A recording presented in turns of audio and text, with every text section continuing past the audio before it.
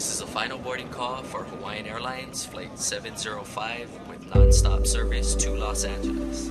All confirmed passengers should be on board at this time. Mahalo.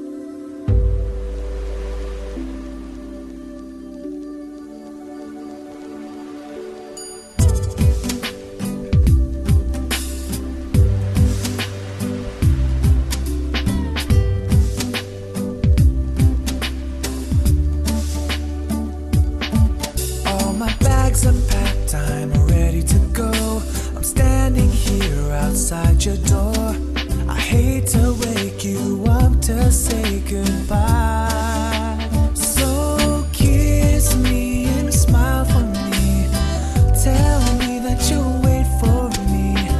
Hold me like you'll never let me go. I'm leaving on a jet plane. Don't know when I'll be back again. Oh babe, I hate to go.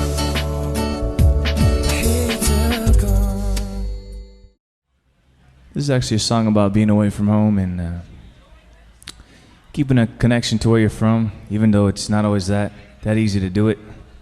But there's a lot of songs about missing home and being away from home.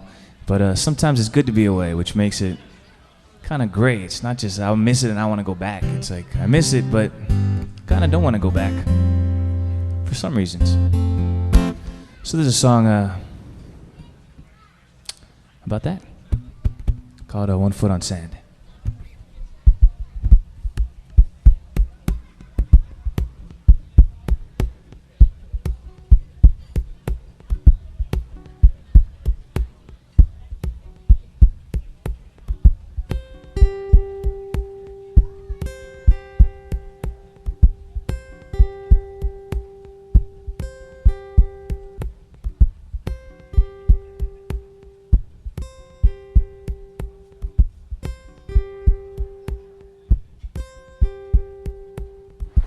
A lot of my friends are envious of my job because, like, they went to law school or, you know, put in 5 years of college and either have no idea what they want to do or the thing that they're doing they don't enjoy, but they kind of feel like it's too late to change their path.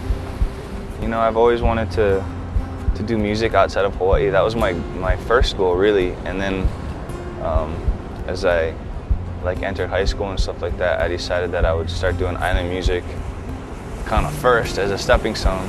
I mean, I love island music too. I love Hawaiian music and reggae and stuff. So it was good for me to be able to do that and have that experience. But it was always, you know, like a goal that would enable me to get to another goal. And then it just came to the point where I knew, and I just kind of had this urge to go, and I could kind of see myself in LA. And I have an uncle that lives out here, and so I visited him a couple times.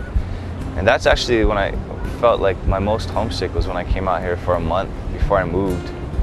And I was like looking at the Travel Channel for specials on Hawaii, and like, oh, it was rough. And that's really when I experienced that. When I went back home after that and everything seemed so small and like the buildings seemed shorter, and so that was kind of odd, but it doesn't feel as much like home as it used to. So I think for right now, I'm keeping the definition, like home is where my mom's at. But I'm sure that will change once I settle down, make my own home. It's kind of like a homeless stage, you know, this part of your life where you're not at home where you grew up, but you haven't really made a family nest for yourself, so you're just kind of, nothing feels quite like it used to. Like, you kind of have to be out here if you want to do it out here. Like, I know a lot of people that are in Hawaii that have, you know, dreams of making it in, you know, movies and music and other things like that, but it's kind of hard to get out if you don't leave, so. But the truth is, still the truth is, nobody knows it.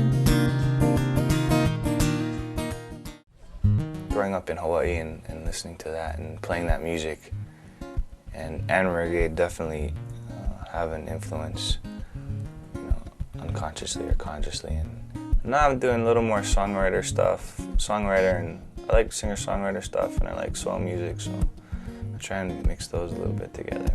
And I got tired of being like the bubblegum pop cover song guy that people thought I was, the gay freaking, you know, guy that plays soft testosterone-free music, which is a quote from a John Berger review. But that's kind of like what I got pegged as. So, I mean, I realized that was my image, and I was getting pegged like that, and so I thought it was time to purposely take a break from what I was doing and like let people sit with what I had and move on or whatever, and come back with something new and let people know this is what I've been doing. I've been away, I've been working on stuff, and this is a new sound, a new vibe. And unfortunately, they keep releasing my own shit over and over again. But I have like a greatest hits CD and an unplugged CD that just came out that I had nothing to do with, so don't buy those. You had nothing The greatest. to do with I didn't it? even know that they were out until they came out. Well, there's two parts to the ownership. One part is the masters, which is those particular recordings of the songs, and then the song itself, the composition. So they own the masters. The compositions are mine, and a lot of them are cover songs too, so they don't own that. But that particular recording of the song, my performance that day in the studio, they own that. I mean, it really makes no sense because the record label pays for your album. So you're basically borrowing money from them to make your album. And then they recoup all the money back that they put out, right? So you paid them back for the loan, but they still own it. So it's like, you know, you get a loan from a bank to buy a house and you pay the bank back and they still own your house. So, I mean, it's frustrating. You know, just because if you have, you know, stuff on the radio and people come onto your shows and you're doing well, as what people would define as being successful, it doesn't really mean you're good. Because a lot of stuff that I did, I didn't think was that good and was really successful. And a lot of people that are really successful, I don't think are that good. And there's a lot of people that I think are really good that aren't successful at all. Finding gigs in Hawaii for me was pretty easy because I released an album first, and then you know, you start doing promotional stuff, and then if your album does well, it's really not a problem getting gigs. But coming out here, it's starting over because I don't have a name, and I'm just another guy trying to play music. It took me maybe like 3 or 4 years to start playing in you know, really cool music venues out here where I go and see music, because that's a whole nother animal as opposed to doing the restaurant, like, you know, patio gig where you're playing for people to eat and drink to. And it's basically getting a promoter to take a chance with you, and then you have to guarantee that you're going to bring in a certain amount of people. And if you do, you'll get a percentage of the door, and he'll probably book you again, or she will book you again. And if you don't make any money. It's really incumbent upon the artist to bring in his own crowd and to generate money for the venue and to promote yourself. And I definitely have lost a lot of stuff that I had back home. And maybe it would have petered out anyway by now. But I mean, I decided to stop doing, gigs there as often. I decided to not release any new stuff for a while. I decided to stop. And there was some backlash from some of the radio stations too, or some of the people at the radio stations that, Justin thinks he can live in LA and yet come back and still get love from us here. But I go back now and I have a hard time getting gigs. It's a hard time to book places. I have a friend that has a band out here that they just went back to Hawaii and they booked 5 shows and I couldn't get booked in the same places. And they're an unknown band, but people are like, Justin, he's not gonna bring in anybody, just kids listen to him. And I went back for my 10-year class reunion and I had a bunch of gigs lined up and a couple of them got canceled. So we're trying to find some more places to play and I couldn't find a place to play. So, I mean, I go back and people still appreciate my stuff and that's nice, but it definitely, I've decreased my value there.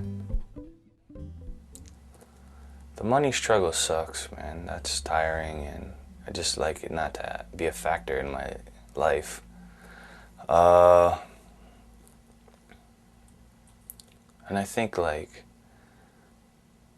as you get older too, our culture here, more than probably any other place, it's getting older is a bad thing, as opposed to a lot of other places where people get older and they get more prestige and they're the wise ones and stuff like that. And then especially in this business, when people lie about their age, and as you're getting older that your chances are slowly decreasing.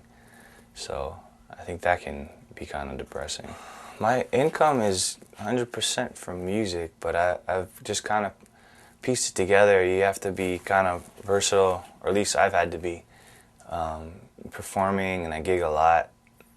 You know, I get royalty checks from my albums out in Hawaii every 3 months, which have, you know, slowly decreased, or quickly decreased. And then I've sold some songs to some Korean bands that I wrote and produced. So that was helpful. There's always something, like, you know, that's the one thing, like, you know, when you're doing the thing that you're supposed to be doing, you're always provided for, and that's always been the case.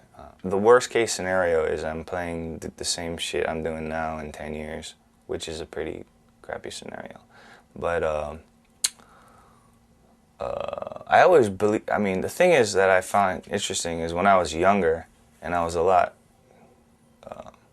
less developed in performing and writing, and I had so much more confidence. And now as I get better at playing and become a better performer, better writer, my confidence gets lower and lower.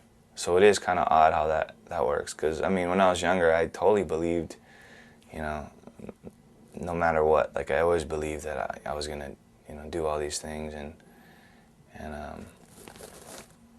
I guess the thing that keeps me going is just that I love it so much. I mean, even saying that, I think, do you really? I guess I do. I mean, it's so, like, it's not even questioned. So it's just like, it's almost like a family member where you don't even think about. It's like, why do you love your mom? I mean, it's like you never made that decision. You just came with your life. You loved it. It loved you. I always think of music as like the girlfriend that always is there when I need some loving. You can always count on music, man.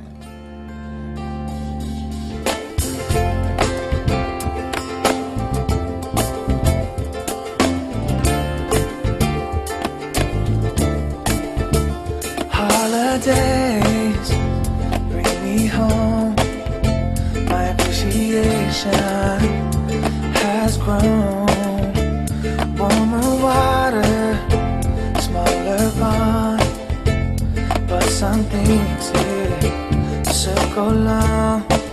Sometimes I'll reach to meet the clouds, but I always